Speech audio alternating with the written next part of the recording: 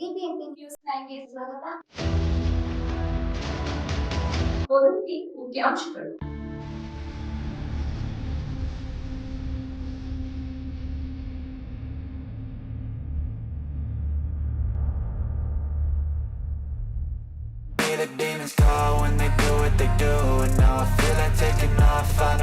ಚಾಮುಂಡಮ್ಮ ಒಂದು ಬಗೆನಲ್ಲಿ 85ರಲ್ಲಿ ನಮ್ ರಾಜಣ್ಣ ನಮ್ಗೆ ಓಪನ್ ಮಾಡಿದ್ರು. ಅವ್ರು ತೀರೋದು ನಮ್ಮ ಯಜಮಾನ್ರು ರಾಜಣ್ಣ. ಈಗ ಮಗ ಕೆಲ್ಸಕ್ಕೆ ಹೋಗ್ತಾ ಇದ್ದು, ನಾನು ನಮ್ಮ ತಮ್ಮ ನಾವು ಸೇರ್ಕೊಂಡು ಹೋಟ್ಲು ಮಾಡ್ತಾ ಇದ್ವಿ. ಶಿಫ್ಟ್ ಅದೇ ಪಕ್ಕದ ಬಿಲ್ಡಿಂಗ್ ಶಿಫ್ಟ್ ಆಗ್ತಾ ಇತ್ತು. ಇದು ಬಿಲ್ಡಿಂಗ್ ಹೊಡೆಯೋದ್ರಿಂದ ಅಲ್ಲಿಗೆ ಹೋಗ್ತಿರ್ತಾ ಇದ್ದ.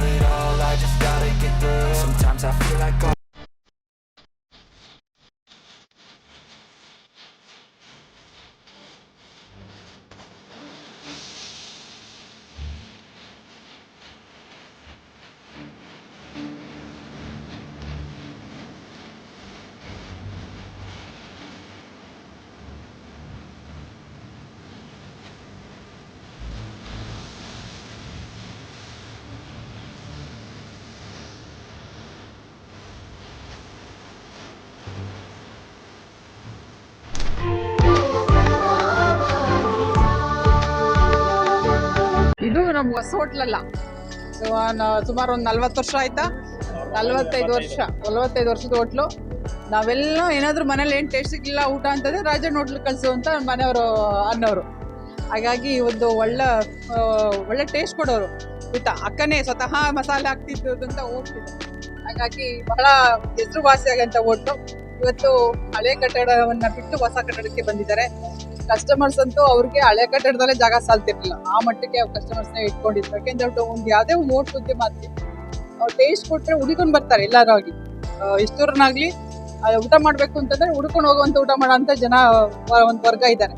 ಹಾಗಾಗಿ ಆ ವರ್ಗದ ಜನನ ಒಂದು ಸ್ಥಳೀಯದಲ್ಲಿ ನಮ್ಮ ಲಕ್ಷ್ಮಣ್ ಸರ್ ಮತ್ತೆ ಅಕ್ಕ ಅವರು ಫ್ಯಾಮಿಲಿ, ದೊಡ್ಡ ಫ್ಯಾಮಿಲಿ ಇದಕ್ಕೆ ಇನ್ವಾಲ್ವ್ ಆಗಿದ್ದಾರೆ. ಯಾಕೆಂದ್ರೆ ಯಾವುದೇ ಕೆಲಸ ಆಗ್ಲಿ ತಾನ್ ಮಾಡಿದ್ದು ಉತ್ತಮ ಅಂತ ಒಂದು ಉದಾಹರಣೆಯನ್ನು ನಮ್ಗೆಲ್ಲ ತೋರಿಸ್ಕೊಟ್ಟಿದ್ದಾರೆ ಲಕ್ಷ್ಮಣಣ್ಣವರು ಮತ್ತೆ ಅಕ್ಕನವರು.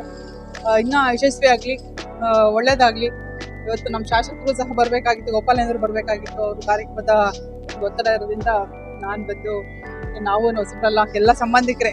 ಹಾಗಾಗಿ ಅವರು ಒಳ್ಳೇದಾಗ್ಲಿ, ಇನ್ನು ಹೆಚ್ಚಿನ ಕಸ್ಟಮರ್ಸ್ ಬರಲಿ. ಮೇನ್ ರೋಡ್ ಇದೆ, ಹಾಗಾಗಿ ಇನ್ನೂ ಒಂದಷ್ಟು ಉತ್ತಮ ಜನರನ್ನ, ಒಂದು ವರ್ಗದ ಜನರನ್ನ ಸೆಳೆಯುವಲ್ಲಿ ಅವರು ನಿಸ್ಸೀಮರಾಗಿದ್ದಾರೆ. ಹಾಗಾಗಿ ದೇವರ ಆಶೀರ್ವಾದ ಅವ್ರಿಗೆ, ಅವ್ರ ಕುಟುಂಬದವ್ರಿಗೆ ಇರಲಿ.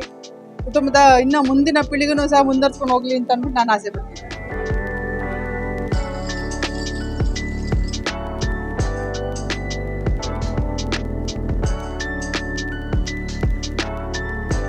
ಎಲ್ಲರಿಗೂ ನಮಸ್ಕಾರ.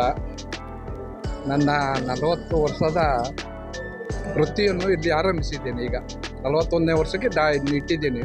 ಅಲ್ಲಿ ಚಿಕ್ಕ ಇದರಲ್ಲಿದ್ದೆ ನಾನು. ಇವತ್ತು ನಮ್ಮ ಶಾಸಕರಾದಂಥ ಪ್ರಿಯಕೃಷ್ಣ ಅವರ ಆಶೀರ್ವಾದದಿಂದ ಮತ್ತು ನಮ್ಮ ಗೋಪಾಲಣ್ಣನವರ ಆಶೀರ್ವಾದದಿಂದ ನಾನು ಬೇರೆ ಕಡೆ ಶಿಫ್ಟ್ ಆಗಿದ್ದೀನಿ, ಪಕ್ಕದಲ್ಲಿ ಹೊಸ ಬಿಲ್ಡಿಂಗಿಗೆ. ಅದನ್ನು ಉದ್ಯಮವನ್ನು ಪ್ರಾರಂಭಿಸಿದ್ದೀನಿ. ಮತ್ತೆ ಎಲ್ಲರೂ ಈ ಬಿಲ್ಡಿಂಗಿನ ಮಾಲೀಕರಾದಂಥ ಸಂಪತ್ತಣ್ಣನವರು ನನಗೆ ತುಂಬ ಸಹಾಯ ಮಾಡಿದ್ದಾರೆ. ಆದ್ದರಿಂದ ಈಗ ಹೇಗೆ ನಡೀತಿತ್ತು ಅದೇ ಥರ ನಿಮ್ಮೆಲ್ಲರ ಆಶೀರ್ವಾದವನ್ನು ನಾನು ವಹಿಸ್ತೀನಿ. ರಾಜಿನೇ ಮಾಡ್ಕೊಳ್ಳಲ್ಲ. ಈಗ ಹೆಂಗೆ ನಡೆಸ್ತಿದ್ದೋ ಅದೇ ಥರನೇ ನನ್ನ ಶ್ರಮದಿಂದನೇ ನಾನು ಅದ್ರ ಬಗ್ಗೆ ಕಾಳಜಿ ತಗೋತೀನಿ. ನೀವೆಲ್ಲ ನಮ್ಮ ಗ್ರಾಹಕರು, ನಮ್ಮ